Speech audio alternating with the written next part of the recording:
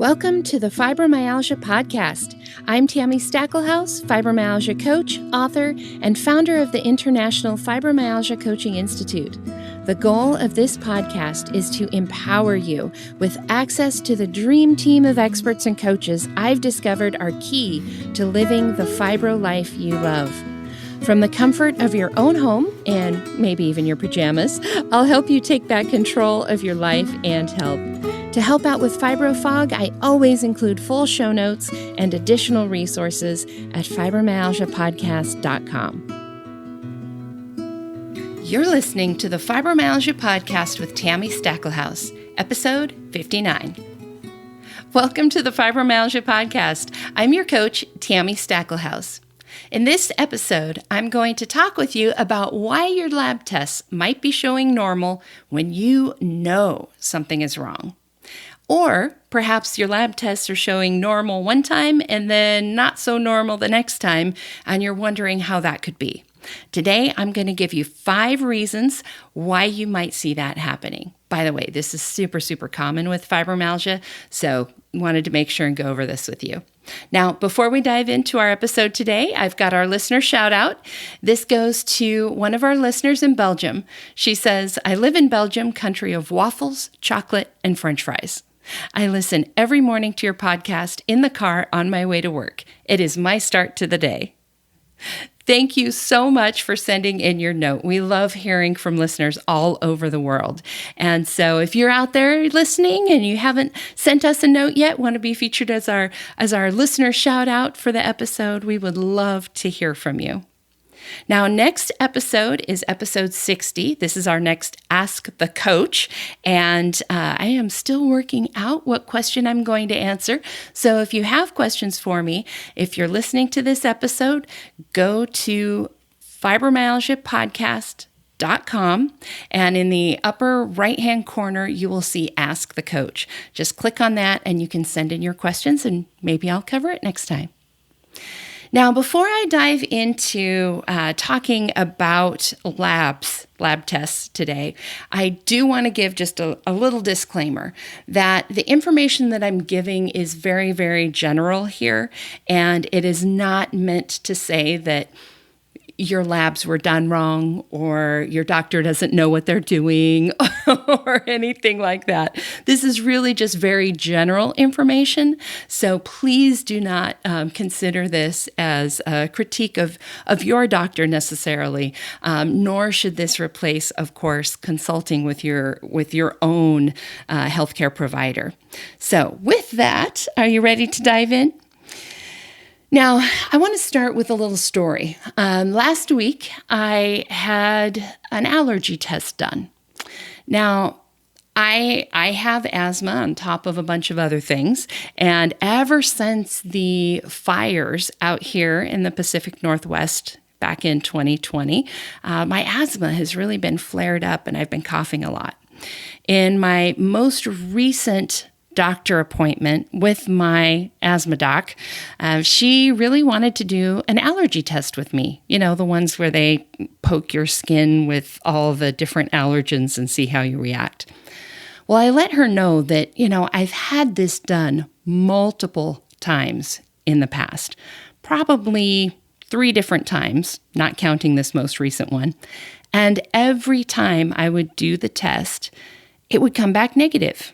I was not allergic to anything, according to all the other tests that I've had taken. And I've done the scratch tests, I've done the ones where they inject under your skin, I've done blood tests, I've done all kinds of different ones, and it never comes back with anything. Now, my sister, she had allergies. We used to always joke around about how she was allergic to everything. And so I would look at her, I would see that's what allergies look like. And I was nothing like that. I never had the kind of reactions she had. But my asthma doctor really felt like this was the next step we needed to do. And I thought, well, okay, it's a couple hours out of my day, whatever. Let's just do it so we can cross it off the list, right? So last week I went in, and first they did what's called a scratch test. They do, in my case, it was on my back. It was 57 different little pokes with allergens on them. They use a saline to make sure you don't react to that one as a control. And then they give you straight histamine because you should react to that. Then that way they know your body's working properly, and then they see how you react. Nothing came back. I'm like, yeah, I know. This is what I thought would happen. There's nothing here, right? But my doctor felt so strongly that she's like, nope, we need to inject this under your skin and see how you react. So they went through 28, I think, different injections under my skin. The nurse came back in after 10 minutes, nothing. She's like, okay, I'll let you wait another 10 minutes. She comes back after another 10 minutes, and it's like, okay, there's a couple of things that are reacting. Fine. She makes a note of them, measures them, the whole 9 yards, right? And then I have to wait for the doctor to come in. She's finishing up with a patient. She comes in another 10 minutes later, and this time she's like, oh my goodness, you're totally reacting to all of these things. I'm like, wow, that's interesting. So turns out I actually do have allergies. I still have to, have more conversations on exactly what it was, why I reacted this time. I have my theories, and some of them are on today's list, which I will give you. But the point is, you can absolutely not have a reaction one time and then have a reaction another time, and things test and show up totally different. So I thought it might be a good episode for you today to talk about what some of those things are. Because of course, me, with my coach brain, I'm like, why? Why did I react this time when I didn't before? So here are the 5 things that I came up with. Number 1, testing might have changed. Now, I don't think that this was the case with my allergy test, but when I had my first sleep study done, right after I was diagnosed with fibromyalgia, my sleep study came back that there was nothing wrong. A few years later, I had another sleep study, and turns out I needed a CPAP machine. I was diagnosed with something called upper airway resistance syndrome. And come to find out, the reason I was diagnosed is that when they did my first test, they didn't check for all the things that they couldn't. Technology had changed. So testing may have changed. Different tests may get more sensitive. They might pick up on more things. Equipment may be different.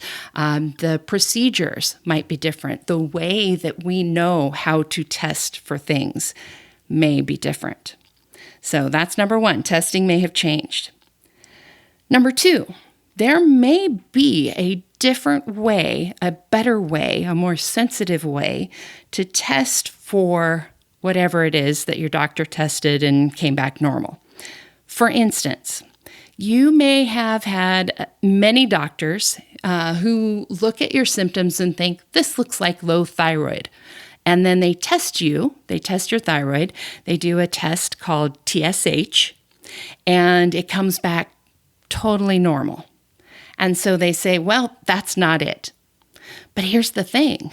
There are lots of ways to test your thyroid. TSH is just one of them. In fact, TSH, thyroid stimulating hormone, is actually not even created by your thyroid at all. It's something that stimulates your thyroid to create thyroid hormones. And so a lot of people use it as a shortcut, but it's not a complete thyroid test. It can be perfectly normal, and there can be lots of other things wrong with your thyroid. And so if that full thyroid panel isn't being done, then things will look normal, but they're really not. Another example might be testing your iron. There are several ways to test iron. Some are better than others, right? Lyme disease. There is, at least last time I was trained on this, there was really only one lab that really had good test results, that really knew whether you had Lyme or not. And so if you weren't tested through that lab, maybe your test came back negative when, if it was done at this particular lab, it would come back positive. So that's just a few examples for the fact there may be another way to test what you are checking for that is maybe more accurate or picks up on something that's happening in your body that you don't see the other way. Number 3 is that your tests, your lab tests, may be interpreted differently for one reason or another. For instance, as we do research and the science, we get to know more and more about different things that are going on in the body, we might discover that a particular number on a lab result that we used to think was okay actually isn't. So I'm going to pick on our thyroids again. Several years ago, they actually changed the healthy range for what your thyroid labs should be, depending on if your doctor's using the old range or the new range. That would give you a totally different result. If you're using the old range, it was much, much wider, and you might be considered within that range and therefore normal.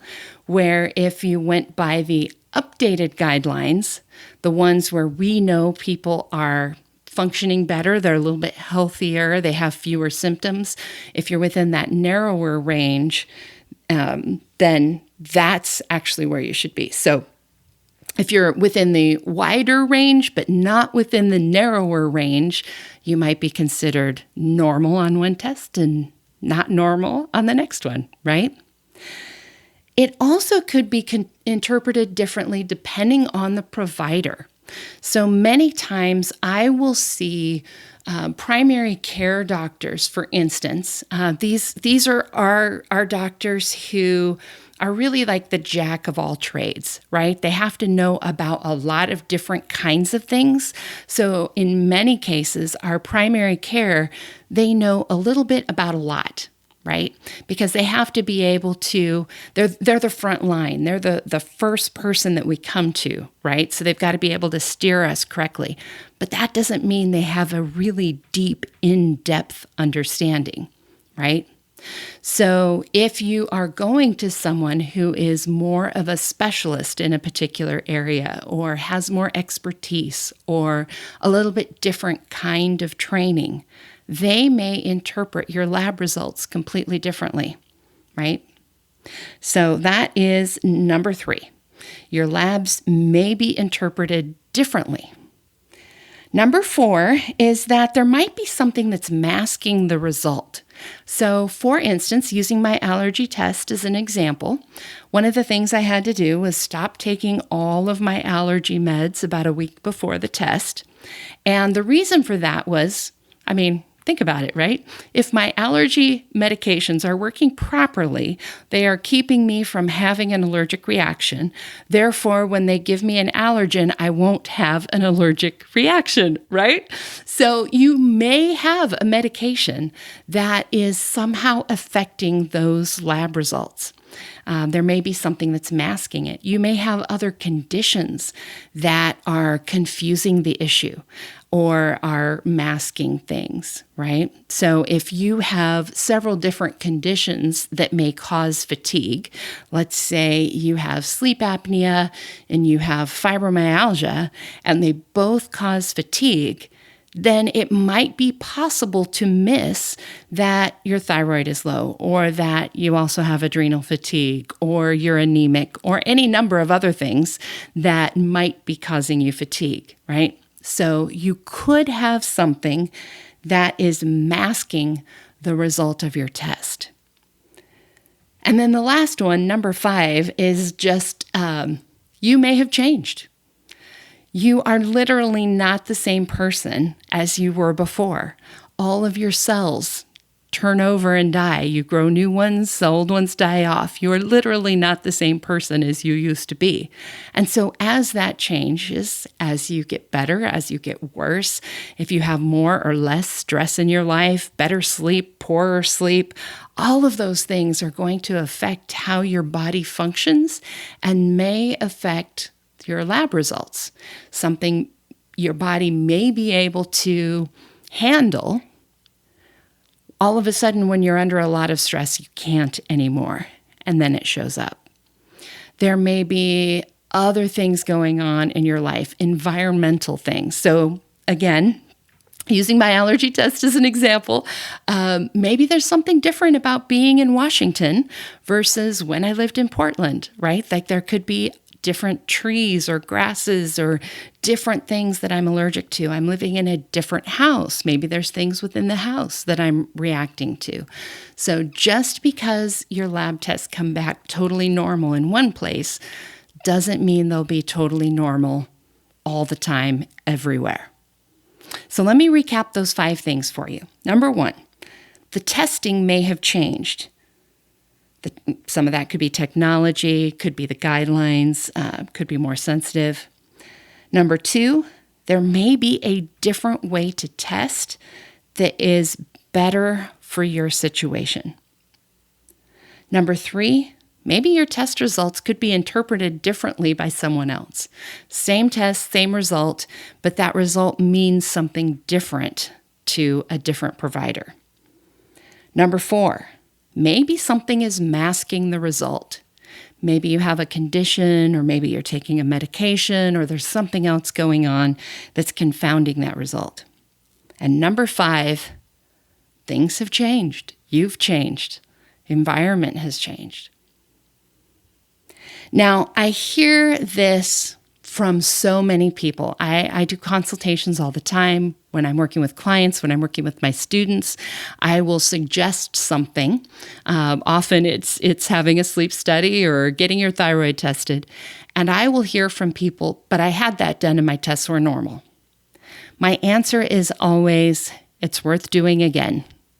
Because you might have a different provider that interprets it different. The technology may have changed. Testing may have changed. You may have changed. You might have somebody who is looking at a particular result and thinks it means something different, right? So if you find yourself in this situation where you know that there is something wrong and things just aren't showing up on your tests, then it is worth considering these 5 things and how you may be able to address them. You could do a little bit of research on what's the best way to test for a particular thing.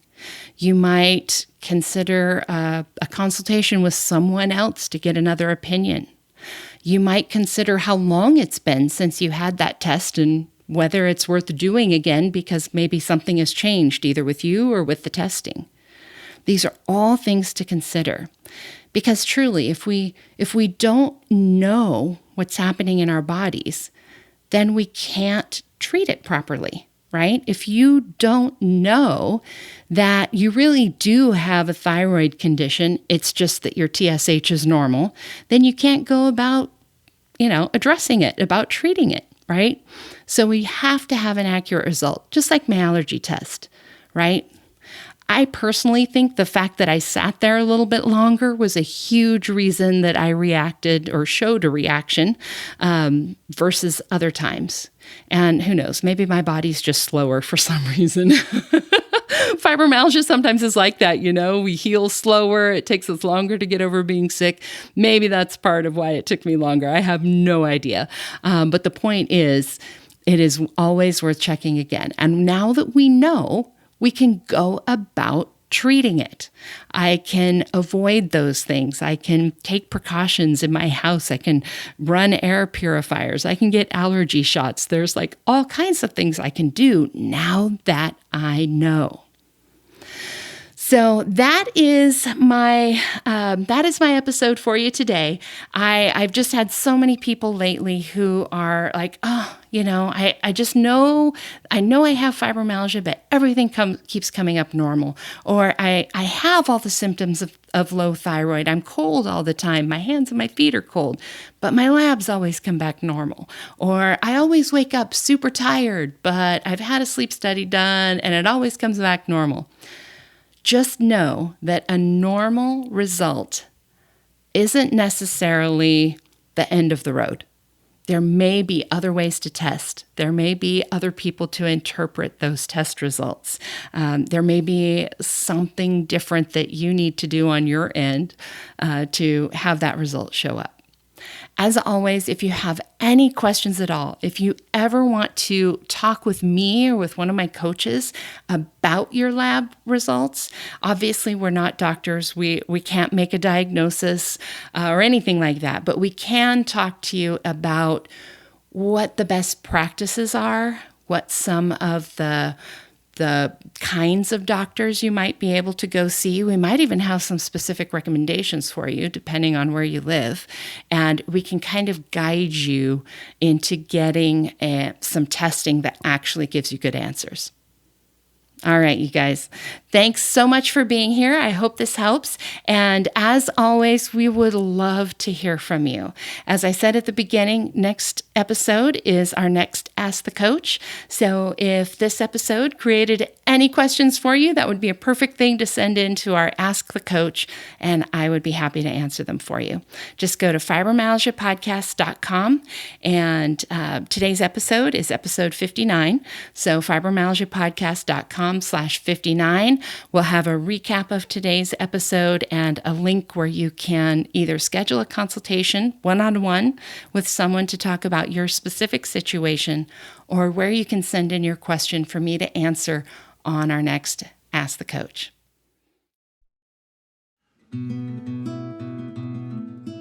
And that wraps up another episode of the Fibromyalgia Podcast. If you're ready to see if working with a fibromyalgia coach can help you feel better faster, visit fibromyalgiapodcast.com, where you can schedule a complimentary consultation to explore your options. During this call, we'll discuss your fibromyalgia journey, what your needs and challenges are, and give you recommendations on how to reach your goals the quickest way possible. Thank you for tuning in today, and join us next time as we explore more ways to help you take back control of your life and health. My music and sound editing were done by Daniel Munkus at Subtle Soup Records. Podcast management and creative copy by Sonia Louise of Performance Podcasting.